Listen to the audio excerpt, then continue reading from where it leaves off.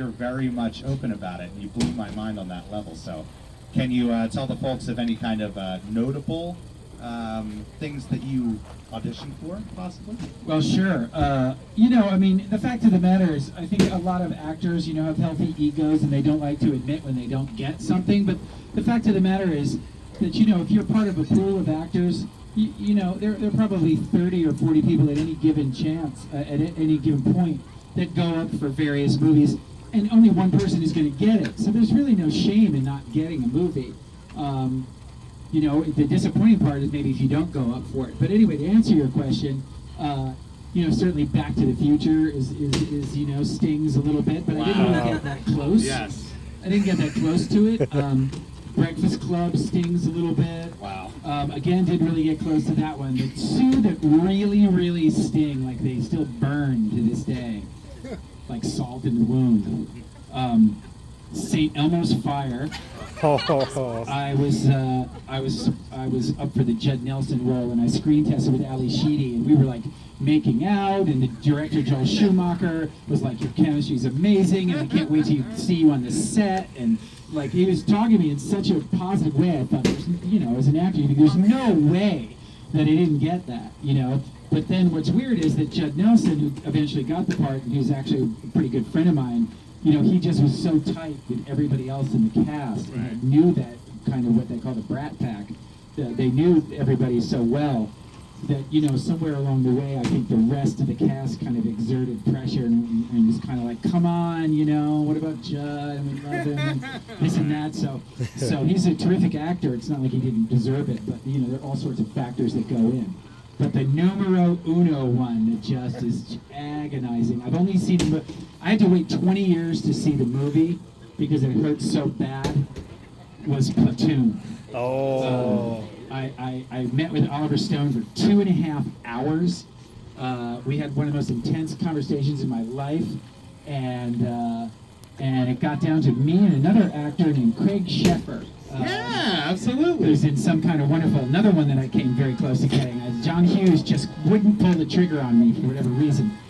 And it got down to me and Craig Sheffer, and then Oliver Stone had a really interesting deal where he would write Year of the Dragon for Michael Cimino. Yeah. And as a kind of quid pro quo, one hand washing the other, he would get to direct Platoon.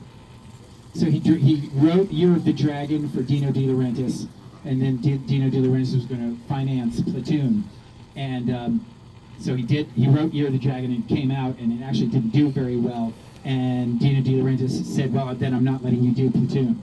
So there was a 10 or 11 month break where they started to sue each other, and there was like a typical thing that goes on. And when they came back, Oliver Stone had a lot of time to think about it. And so he decided that he wanted there to be sort of like an Apocalypse Now resonance to it. So he decided that it had to be Emilio Estevez in Platoon. But then Emilio Estevez wanted to do a movie with his then girlfriend Demi Moore that he was directing called Wisdom. Yeah. So he did Wisdom, and Oliver Stone was like, well, I guess I'll take Charlie then. And that's how Charlie Sheen ended up in Platoon, and I did not. And it was just one of those things where you're like so close, and then politics, and then there was a gap, and like, it was I just felt like I was perfect for that part. Yeah. If you see the movie, I think I'm a little bit, let's just say I'm a smidgen more innocent than Charlie Sheen is. Just a tad. Just a tad, Yeah. Not that Charlie is a nice guy, but I mean, he's not very innocent. Yeah. Well, as a performer, I truly respect it. And I know I heard you say that you used to be kind of the go-to for the Disney voiceovers as well, right? You've done many of those, right? Well, I auditioned for a number of them. I got put on a list where it was like, oh, he has kind of an interesting voice, and we'll bring him in for everything. So the one I came super close to, like unbelievably close to, was Beauty and the Beast. Oh, God. And I was going to be the Beast. And then finally I saw the movie, and I was like, the computer altered his voice, so what's the point? So the whole point is, if you see me, you go, oh, that's Zach playing the Beast, but if the Beast is like this, and it just doesn't even sound like me, now that doesn't sting at all, because I'm like, hey, it's Robbie Benson. Well, but it sounds like a computer. So who cares? All right, guys, we're going to turn it over to you. Anybody with a question? Right here, brother. Come up to the mic. Yes. in the first movie, Uh-huh. the biggest rule was never feed them after midnight. Yeah. But in the second movie, the trailer, they said the biggest rule was never get them wet. Uh-huh. I think you can make an argument that both rules carry a considerable amount of weight and should probably be taken with appropriate seriousness by all parties involved. Great question, brother. All right, anybody else? Anybody else right here? If you want to come up to the mic, brother. Question? Oh, yeah. Oh, thank you again for coming out here. Big fan. You look like a reaper. Yes, I read Hey, how do you know that? Wow. Well, so recently I heard that they're thinking about making Gremlins into I guess like a TV series kind of thing. I heard rumors about that. What do you think? That's a good idea? What do you think about it? Well, I haven't heard anything to that effect, so my guess is it's probably just an internet rumor. They're working as we speak. Chris Columbus finished a draft of a Gremlins 3 or a reboot, or we don't know what exactly it is. It's probably still undergoing changes. We don't know whether it will ever get what's called the green light and whether it will see the light of day or whether we'll do it. I mean, the fact of the matter is I could literally get a call tomorrow and they could tell me that it's happening in 3 months, or I could never hear anything about it for the next 10 years. I think, I'll use a good line from last night. I think today's like the 25th anniversary of me being started to get asked about Gremlins 3. It's got to be the most common. It's been about 25 years since I've been asked about Gremlins 3, so I will say this, we're closer now, it's not a guarantee by any stretch, but we're closer now to Gremlins 3 than we have been ever, probably. Wow. Cheers to that, guys. All right, anybody else with questions? Right here, come on That up. was my question. Besides Gizmo, which gremlin is your favorite? Besides Gizmo, you mean which Mogwai or which Gremlin? Gremlin. Which character, which Gremlin? I'm kind of partial to the electric Gremlin in Gremlins 2. I just love that he's trapped in the phone and is forced to listen to music. That was always one of my favorite gags in Gremlins 2.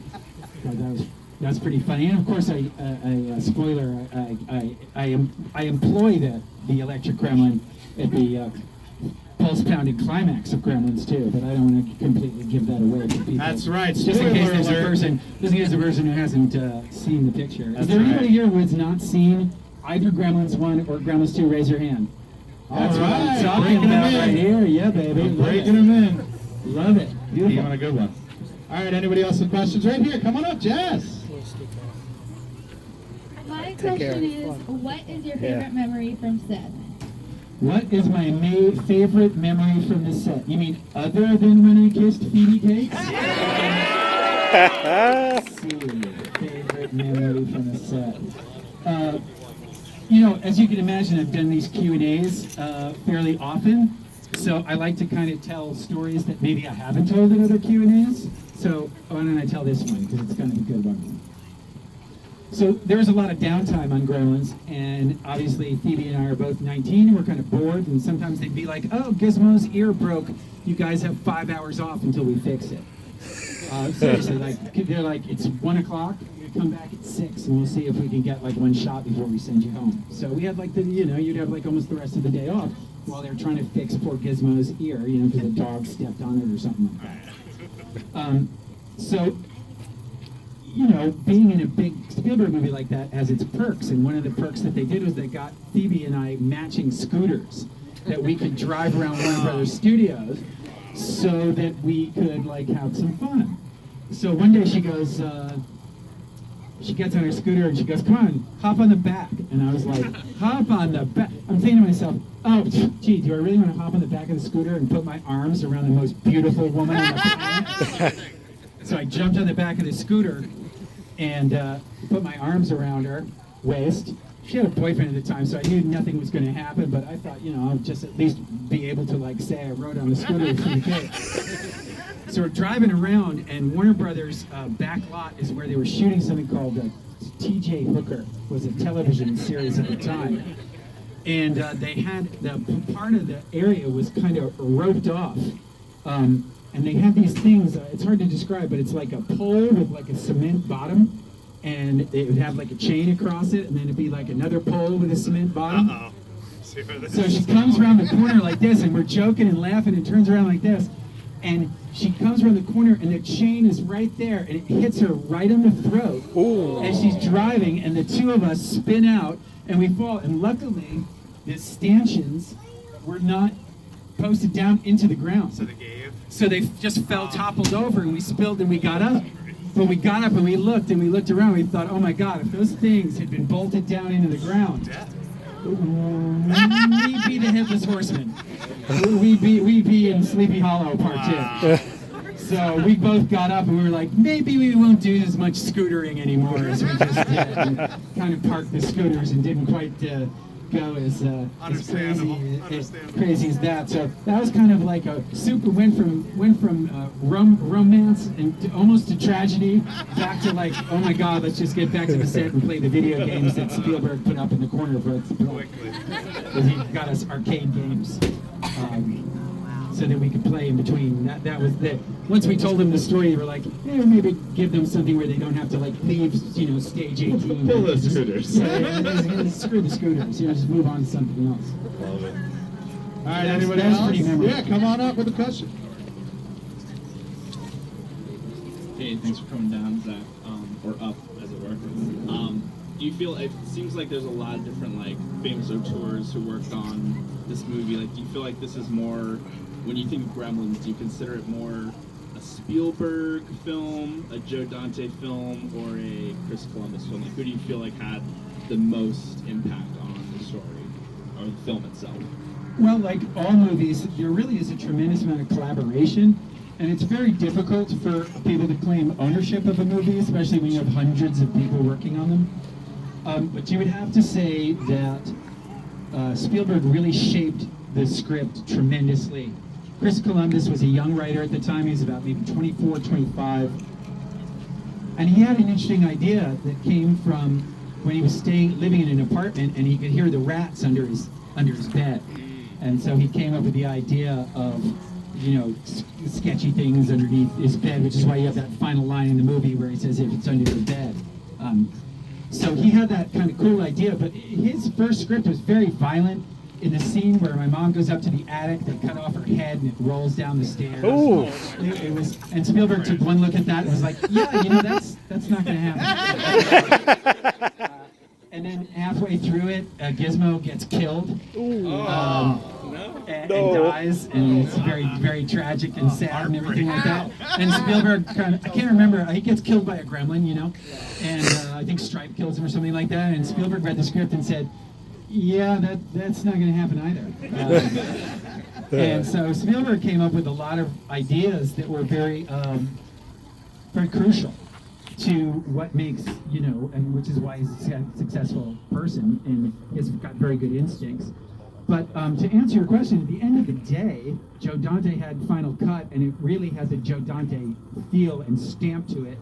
In terms of the color scheme that he and John Horner comes up with, the director of photography came up with, and in terms of the tone, the cartoonish tone, Spielberg would never have done anything like the bar sequence. That would never have existed, would never have been cast the same way that he cast it, putting people like Harry Carey Jr. and William Shallert and Scott Brady playing the sheriff and all of the casting choices. At the end of the day, I have to thank Spielberg because he's the one who cast, actually, Phoebe Cates and myself from when he saw our audition tape. So he had a lot of influence. So again, I think a collaborative effort is what took place. Yeah, certainly the Dante isms get kicked up in number 2. It is a live-action cartoon, WB all day. Well, the Gremlins 2 is 100% Joe Dante, and Charlie Haas, the screenwriter, had a very good sensibility, but it's basically Joe Dante's gets allowed to just run wild and do his version of a Mad Magazine on film, essentially. That's There's amazing. stuff going on in the borders and on totally. the corners of the frames and everything. I mean, I watch the movie and I see different stuff sometimes that I'm not even aware of. Totally. Like, almost every time. It's a very dense movie visually. It's good stuff. All right, anybody else with questions? Push on up, brother. Oh, you got a question too, bud? Can you make a new Gremlins video game? You mean one that's not nearly as hard as the Gremlins 2 video game? It really is. That one is so hard. I remember so excited when I got it and I was playing it. I'm like, oh my gosh, between every level, there's me, like giving the thumbs up. I love it. I'm in a video game. That was so awesome. It was awesome. I was on a lunchbox. Now I'm in a video game. Yeah. How much better does life get?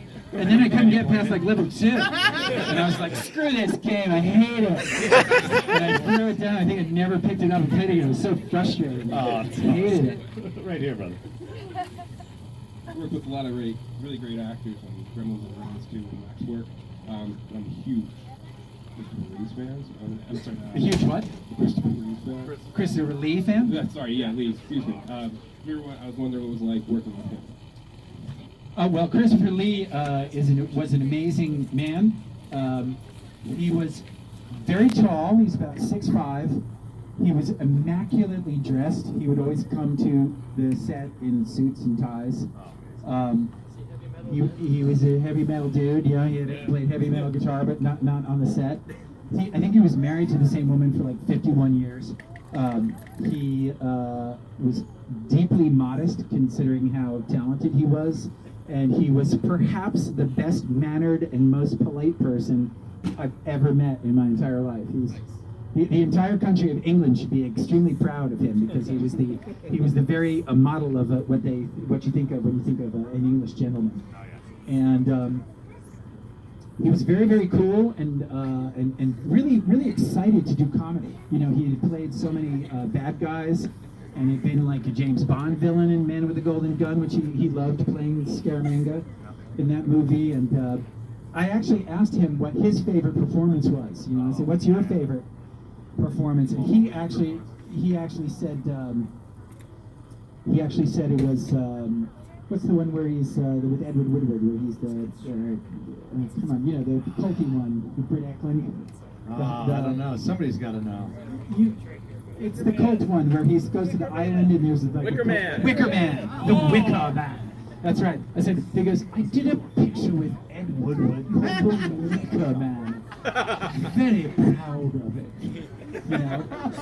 And actually, Gremlins 2 was his 200th movie.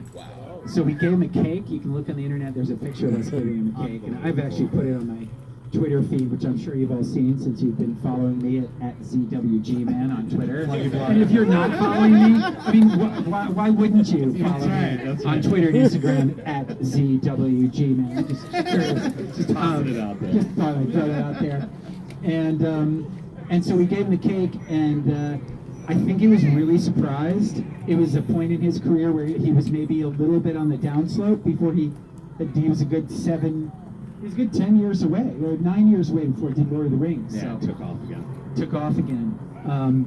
We brought the cake out for him, and I thought he was going to get choked up, you know, but he's very English, very reserved emotionally, and he just looked down at the cake and he went, "I'm very tough."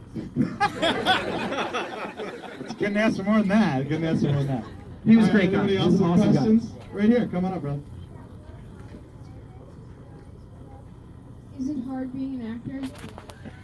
It is way harder being an actor than gets discussed most of the time. Mentally, it's extremely difficult because you get said no to and rejected probably 99% of the time. I mean, I've been an actor now for, I can't believe I'm about to say this sentence, but I've now been an actor for 37 years. And if you look, I have, thank you very much. Thank you very much. And if you look at my IMDb, I have about 71 credits. So that's getting close to approximately 2 credits a year, maybe a little bit less. But, you know, the number of, I would imagine I've auditioned for 4,000 things, including commercials and voiceovers and you know, I mean, I've auditioned for a ton of stuff and just not gotten it. And sometimes I've gotten stuff that I can't believe I got it because I thought my audition was not great. And then sometimes I thought I've just killed it and given one of the greatest performances that mankind has ever seen. And I don't even get a call back. So it's It's a very, very difficult profession, and I would only recommend it if you couldn't ever see yourself being happy doing anything. If you say to yourself this, I have to be an actor or else I'll never be happy, then you should be an actor. But if you can say to yourself, well, you know, I could be a photographer, or I could be a race car driver, or an astronaut, or president, or something like that. Do that. Then you should do that, for sure. Awesome. Anybody else with a question? Right here, brother. Come on up.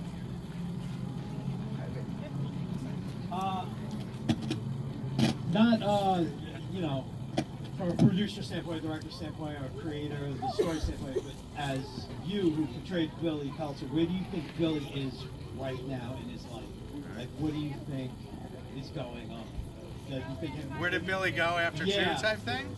Well, yeah, after Gremlins too. Like, they still have Gizmo. He's still with Pete. Like, what's going on? Well, this, you know, I was telling Virgil this last night. I'm sure he's probably taken aback a little bit, but I actually kind of think that the character of Billy Peltzer is pretty boring, really. I mean, I think he's kind of a dull guy. He's nice, but there's not really that much to him. And if you watch Gremlins 2, everyone else around him is doing cool stuff and saying cool stuff, and he's just kind of like reacting to everybody. So it's a tough part to play. And I would get the script and I'd be so frustrated. I was like, "Where's my monologue about my inner feelings?" You know, nobody ever talks. Like, you know, Phoebe has her great monologue about how her dad is caught in a chimney. I got nothing. I got absolutely nothing. Where's my motivation? My motivation is chasing after Phoebe, I guess. That's my motivation. So, I mean, I just, you know, it's very, very frustrating because I played other characters that have way more kind of meat on the bone, so to speak, that you can kind of grab onto as an actor. But anyway, I digress. To answer your question, I actually wrote a treatment for Gremlins 3 because I thought, you know what, maybe I can, since it's taken so long, I got cocky and like, I'll show them what needs to be done. I'll show them. And so the story that it came up with, you know, I don't know how good it is. I guess, wow, I guess we'll find out how good it is. But see, I know that Phoebe's probably wouldn't come back because she's just so totally and completely over doing movies. She quit in 1995. Yeah. She's a multi-millionaire. She married Kevin Kline. She doesn't need this. I think she's all right. She's totally fine. She does not need this. So thinking about that, I thought, okay, so Billy is divorced or widowed, whatever. He has like a 13-year-old daughter. Yeah. I probably wrote this back in 2009, so I was taking into account the collapse of everything. So now he's living in Clamp Corners, but it's kind of run down. And he's been downsized and let go. And so he's really kind of broke and struggling. And his daughter, but he still has Gizmo, who's getting a little gray. You know, he's getting a little gray. Oh, that's amazing. And the daughter feels so bad about her father getting laid off that she goes on eBay and puts Gizmo up for sale. And Gizmo and she does it to get money though, because it's the only thing of value that they have. So she sells it to an exotic pet dealer who sells it to basically the equivalent of Richard Branson, a virgin over in England, who gets it as a pet for his daughter as a gift, you know, like a super big birthday party, and then they break all the rules, because me breaking the rules or my kid breaking all the rules, it's not that believable. They break all the rules. Gremlins take over London. There's total chaos. They're down in the tube. They're destroying everything. They're climbing the Tower of London. Awesome. And then I thought, well, the final thing, just for a big kind of climax, was the Gremlins are only ever alive for like 24 hours. I'm trying to do a Q&A over here. The Gremlins are only alive for like 24 hours. Maybe there's an additional metamorphosis that they go through. So it goes Gizmo to Gremlins to something else. So what happens is they all go down in the tube, and they all sort of like jump on top of each other and fuse into a gigantic gremlin. It bursts out of the subway like that, and it sort of Godzilla's its way through, and then they kick it into the salt water. Take my money. Take my money. And you got the jets and everything like that, and Warner Brothers was like this, yeah, no. Yeah, I don't like it. And I was like, okay. All right. Well, just taking my toys and going home. But that's where Billy would be. That's where Billy would be. All right, anybody else with a question? Right here, come on up. I was really scared of this movie when I was little, and I would like check under my bed and make sure there was no gremlins there. I think I saw it in like 1990, so it's 4. I'm wondering if there was a movie that had that kind of impact on you when you were little, that really, really scared you, that you kind of drew from. Was there a movie that absolutely terrified me when I was young? Yes, there actually was. And you know, you have to realize this. When you're 5, you know, things that you watch when you're 30 or 20 or even 15, not really that scary. But when you're 5, it's like you have no defenses, or at least I had no barrier or boundary or defenses. So there was a Steve McQueen movie called The Blob. All right. And in New York, we had this thing on Channel, I think it was Channel 9, WR Secaucus, called Chiller Theater. In fact, and you had this 6-fingered hand would come out of the thing that goes, Chiller. And we do all that kind of stuff like that. That terrified me. I used to run out of the room when the hand came. I was like, not the hand! And I would run out. You gotta remember, I'm like yay big. So there's this horrible scene in the thing where an old man finds the blob. It's a meteor, falls down, and it's just a little blob. It's like the size of his hand. He takes a stick and he pokes the stick in the thing, and he lifts it up, and the goo kind of goes down, the blob goes down the stick like that, and it comes really close to his hand. And just as it comes close to his hand, he turns it over, thinking that gravity will take care of it, and it slurps up his hand and attaches itself to him. And I was, as a kid, I was like, what the hell? No! Oh my God! Because, you know, I'm like in the backyard playing with slugs and things like that. And I was like, the idea that this natural thing could like take over my hand, and then the old man comes and he's like suffering. They go to the hospital. It's all stuck to the side of his body. Yes. I'm like 5 years old going like this. No! Traumatized. Oh my God! I was so completely traumatized by that. Oh, that's that and the Wizard of Oz, of course. Oh, naturally, and there are a lot of people. Flying monkeys Here, yeah. and the axe in the door and the horrible music, and I was like, I was like, this is so sadistic, so sadistic. I never really enjoyed the Wizard of Oz. I always thought it was kind of too mean-spirited for me. Maybe I was just too sensitive. Maybe. All right, guys. Anybody else with a question? Right over here. Come on over, ladies. Yeah. Come on up to the microphone. Do you actually have a dog? Do you want to ask one too? What's it like to be attacked by a gremlin with a saw? Those are actually excellent questions. Let me just say this. I'm a cat guy. I have 2 cats, actually, Duncan and Ziggy, both named after David Bowie-oriented stuff. I had a dog growing up. I'll tell you very briefly about the dog in Gremlins, who I actually think is one of the better canine performances in cinematic history. Mushroom. Obviously, his character name is Barney, and he's known as Mushroom. So in order to get me and the dog, you know, on the same wavelength and happy with each other, because when you meet the dog doesn't know you don't know the dog, but it's supposed to be your dog, so it's supposed to look believable. So for about, I got there and started shooting Gremlins probably 2 weeks after I arrived. We did some rehearsal and working with the puppets and some pre-production stuff. And one of the most important things that we did every day was I would spend an hour with the dog. And I'm a huge animal lover, so that was my favorite part of the day. Building that relationship. So, and Mushroom was just all over me. He was so happy, because they keep him in kennels sometimes, and then he gets to come out and play. So he comes out, and I was like, I'd throw the ball with him and then give him a treat. Throw the ball with him, give him a treat. I'd do that for like an hour each day for about 2.5 weeks. And eventually, every time the dog saw me, he was like, "It's the guy with the ball and the treat," and he loved me. So, but we had some tricks too, like the opening scene in Gremlins when I'm running through the town square. Yeah, I have a invisible monofilament attached to his. To get him to follow you? Yeah, so he could follow, because otherwise he'd be like, "Oh, that smell over there is amazing." So sometimes if you watch the dog really closely instead of me running, you'll see he'll go and he'll occasionally get jerked back because he's on an invisible leash with me. But I'm going to tell you, I just did a Q&A in Germany. They asked me about Mushroom for the first time.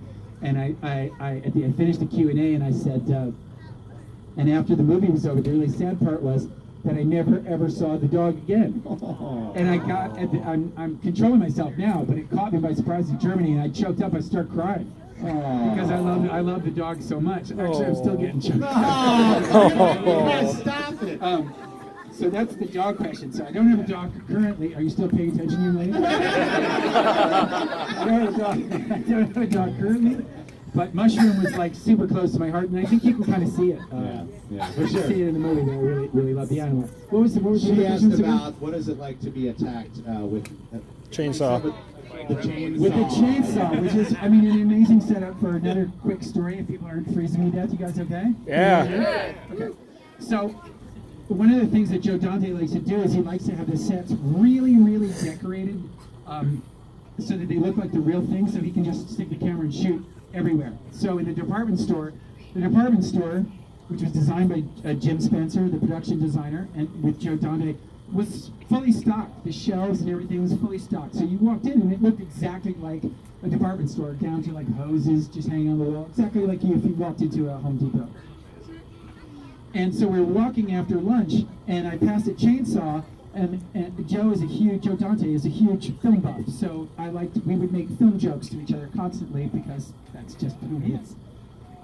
So I said, "Oh, is that your Toby Hooper tribute right there to Texas Chainsaw Massacre right there on the wall?" He goes, "As a matter of fact, it is." And I said, "Yeah." I said, "That's cool." I said, "Wouldn't it be cool if I grabbed when I had the baseball bat and I'm fending off the if the gremlin grabbed the chainsaw and attacked me and we had like a chainsaw baseball bat battle?"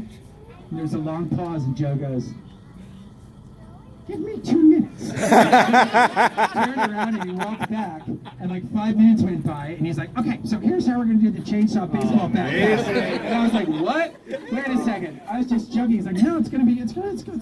You're gonna like it." So iconic. So that was just an offhand comment that I made. And so the special effects guys, you gotta understand, this is my favorite part of the story. It's 1983. There are so many more rules and regulations now than there were 35 years ago. You can't even believe it. And back then, nobody sued anybody. People didn't even know what a lawsuit was. It hardly ever happened. Now everybody sues everybody. This person just about to sue this person. Everybody's suing him. So the special effects guy comes up to me, okay? Can't remember his name, but I can remember exactly what he looks like. And he's chewing on his gum, and he goes, "All right, so here's the thing. We're going to take the chainsaw, and in order for it to cut into the bat, we're going to have to use a real blade. So, but here's how we're going to protect you. We've got it locked here. You see the gremlin has it locked in place like this, so the blade cannot move. It's absolutely like this." And I said, "Yeah, but my hands can move." He goes, "Now that's the problem.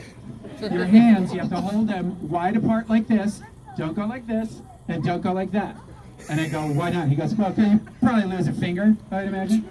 So when you hold the bat, hold it right in place like that, you know, and he goes, because it'll jump a little bit. He goes, "You're gonna hit some knots in the baseball bat in the wood, so it's gonna jump a little bit. So don't do this, and don't do that." So if you watch the movie, it's a real chainsaw blade. You can see it cutting through the wood, and you can see me freaking out, trying not to get, like, as you can see, five fingers. Nothing bad happened, but that would never be allowed today in a billion years. I'd have to sign 18,000 waivers and have 6 different stuntmen do it.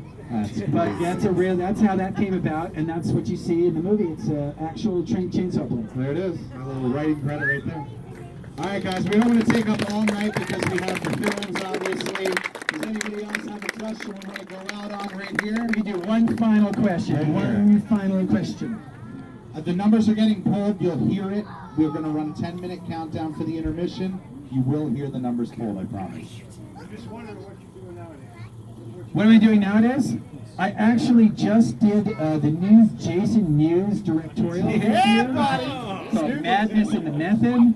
It's coming out next year, along with, let's see, who else is in the movie? Vinnie Jones, Danny Trejo, Terry Hatcher, Dean Cain, Kevin Smith, Jason Mewes, Stan Lee. That's a good company, my friend. Casper Van Dien, Judd Nelson. So I play three different characters in that movie. It's called Madness in the Method. It'll be out next year. And I also just did a really weird Grindhouse movie called Preacher 6. Of course, if you follow me on Twitter at ZenoGman, you would have heard about all of this stuff already. So some of this is old news to you. But thank you so much, Pennsylvania, for coming out.